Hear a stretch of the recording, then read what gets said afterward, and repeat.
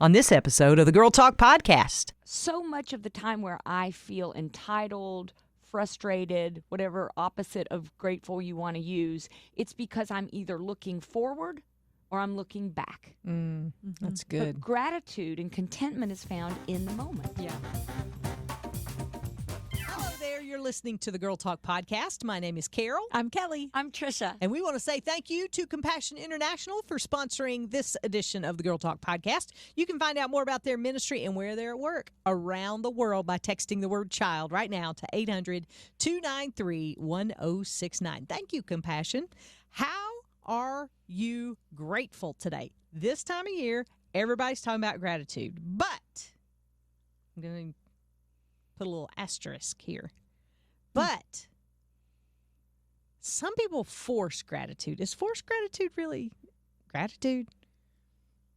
I mean, I guess it could turn into gratitude if you Okay. if you start somewhere just forcing it, kind of like we talked about, I believe, in our last episode or maybe a couple episodes ago, where we talked about praying for our enemies and how sometimes you just got to start somewhere. Right. Maybe like gratitude, if you just force it, I'm going to fake it till I make it, and then you make it at some point in time because your fake gratitude turns into real gratitude. Okay. Yeah, I think gratitude is a choice. So yes, I think that even forced gratitude, like you said, can turn into real gratitude when you're making the choice, not just pretending, but seeking to do that. Yeah. Yeah, it's hard sometimes because this time of year, that is the theme of everything. So you feel like guilted into it. Like, Right. okay, I'm thankful for those white ceiling tiles. And you find yourself coming up with bizarre stuff, and you're like, Did you ever make those lists? I've tried making those lists every morning. I've tried to do that There's 3 like whole every journals day. for that. Yeah. 3 per day. They say. They actually say that gratitude changes the pathways in your brain. You probably Well, yeah. Whenever you think something repeatedly, you're creating a path in your brain. So if you're repeatedly saying thankful things, then you're creating an easier path to be thankful. And who better to know that than the one who created us? That was all his original idea, the whole gratitude thing, right? And so why do we struggle to be grateful? Why do you think that is? Because we're self-centered and we want more than we've got. We have these expectations that are not met. All of us have expectations that are not met. I expect myself to be rich and, healthy and skinny and live on a mountaintop in a log cabin. And I don't have any of those things. And so, we have these expectations of what our lives should look like. And it never does look like what it does. And so we get really self-centered and it's yucky. Yeah. Pride. And Pride. Yeah, absolutely. That's a much shorter and better way to say that. Yeah, we struggle with pride issues. Yeah. But I think we can also make gratitude a checkbox. Yes. Like we have done that for the day. So I'm grateful for the white ceiling tiles. I'm thankful that I have a phone charger. Just when it gets to that point, you're like, I don't know, maybe. I just feel like sometimes when I've always struggled with the acronym that you pray through, that you adore Christ. Because after you, that adoration, and I feel like that's part of gratitude, but I feel like I run out of things to say. You know what I'm saying? Without repeating yourself yesterday? Yeah. Or I just run out of things. This morning or whatever. Praise and Yes. Praise you for who you are. Praise you. All those things. I feel like we can run out of things and feel like we exhaust our gratitude sometimes. Y'all ever feel that way? Yes. Or I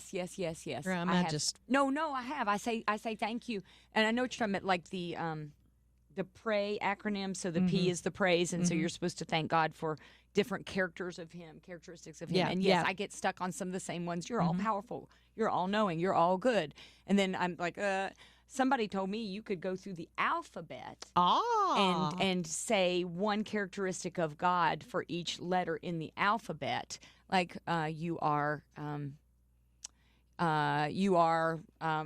accepting, accepting. Yes, okay. B, you are brave. And you can go through the whole. If you get stuck, that can be a way to unstick you. Oh yeah. If you start to open up your mind to different attributes. And why is it that we make everything we get in patterns so easily? Why is that? I do think it's pride. I think it's convenience and pride. I think when I am the most prideful is when I want everything to go my way. I want everything to go quickly. I want to get done with the things other people want from me so that I can go seek comfort and lie on my couch and binge watch Netflix. Yeah. But I think With it's pride. nachos. I think it all goes well, and the nachos, yes. Why, yes. But I do think think it's pride because the antithesis of gratitude, at least for me, is like that I'm supposed to, entitlement, that's the word, is entitlement. So I'm not grateful because I'm entitled to that thing. And in fact, I'm entitled to more things. Yeah. In fact, I'm entitled to the thing that you have.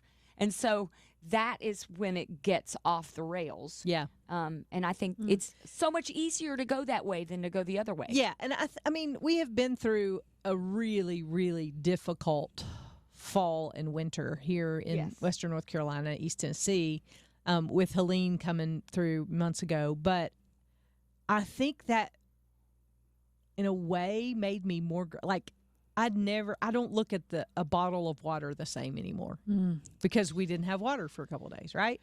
Or I don't take for granted walking over and flipping on the light because we didn't have power for, some time. Little things like that, when you go through a devastating storm like that in your life, whether it's a natural disaster or a storm in your personal life, you tend to see things a little differently. And sometimes I'm grateful for those things, not because of the destruction that it brought or the people that were lost, but because it made me realize, hey, you don't deserve any of this. And the fact that you have a bottle of water right now is a blessing, and you need to be thankful for that. That made my gratitude list those first couple of days, because I think it takes sometimes us losing those things to really make us realize how important they are. Yeah, well, I was thinking, too, about specific things to be grateful for. And, I try to find something every day if I can. And one of the things I was thinking about yesterday actually was how grateful I was for the 10 minutes that I had in the car with my kid to have a conversation. He got in trouble, and so I took his car away from him because he lied to me. And so I was really mad about the whole lying thing and mad about, the relationship. And yet here I am now going, I'm so grateful for that 15 minutes, that 20 minutes that I got to spend in the car driving him to school, because I don't get to do that anymore. And so it's that reminder of what we had that we forgot how important it was to us, and now we've lost it. Yeah. And we get it back for a moment, just something simple to be. I'm thankful that, a friend gave me a hug today. Doesn't have to be a major thing to give God praise for, but I praise God for the friend who gave me the hug, or the son who sat in the car with me for 10 minutes, or the friend that knocked on my door last night to say, hey, I'm here. You know what you're making me think? One way to increase the ability to be grateful or even contented, which is a word that I'm really praying for, to have a contented heart lately, is to be in the moment. You can't.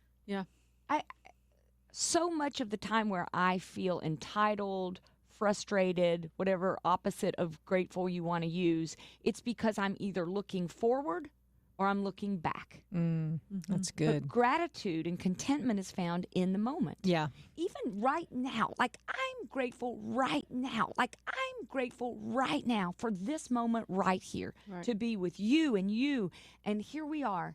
Isn't it wonderful? Yeah, it is. But if I'm thinking about what I'm doing later, I'm frustrated or thinking of something else. But I think gratitude can be found in the present moment. There's something to be said for that.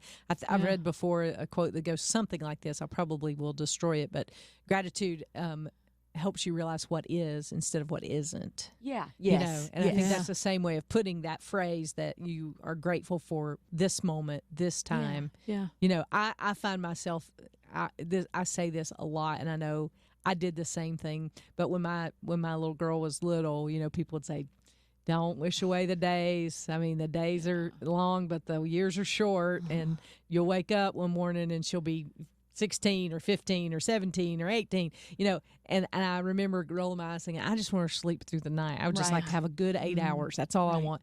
And it's so true. Like, it happens so fast.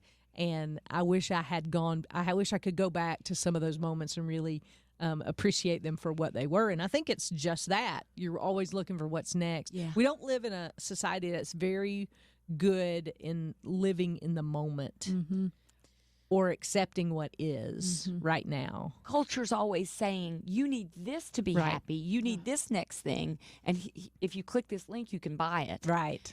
So that is what is constantly feeding us. Yeah. So I understand that. I also think, based on what you said, everyone's well-meaning, but you can't teach someone else the lesson. And I think people try to say things like that, like, hold on to the moments. And every time they said that, I felt bad and guilty. Yeah. I mean, you want to do that, but you're really wanting you to do it. Yeah. You know? So I want to check myself. I don't want, you can't take somebody else's lesson for them. Sure. But I also do think too, you can look around and see other people's, heartaches and be thankful that you have a different situation. I think, for instance, you recently lost your mom and you've lost both your parents. And it makes me really grateful for my parents, extra level of grateful. It makes me, I can go and have a conversation with my mom today if I want, or call my dad. And that I wouldn't necessarily always be content with that and grateful for that if I didn't realize that it's also something I could lose. Yeah. Same thing with the kiddo leaving. I'm going to be grateful for the 10 minutes that we have in the car today, because I know that next week or the week after that, whenever I give him his car back, he's going to go back to, I'm going to lose those moments. He's going to go back to driving himself and I'm not going to get those moments back. And so I'm going to hang tight to them because they're precious. They're precious times, and being present, like you said, Tricia, in those moments and just realizing what blessings we have, even if they're little blessings.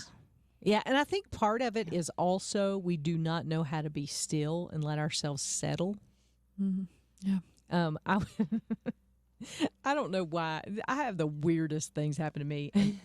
I don't want to say it was the Lord because this would be real weird. But I was watching. There was a fly in my house the other day, and I got tickled because I was just watching it, and it was just and it never would land because I was gonna swat it. And it landed, and I was like, okay, I'm gonna catch it. I'm gonna land. I'm gonna sneak up on it, kill it, and it just never would land. And I felt like that was my life. I was like, we just don't land anywhere. We just don't settle anywhere long enough to think, okay, how am I doing? See, I told you it was weird. We don't land long enough for somebody to whack us. Swat us. No wonder.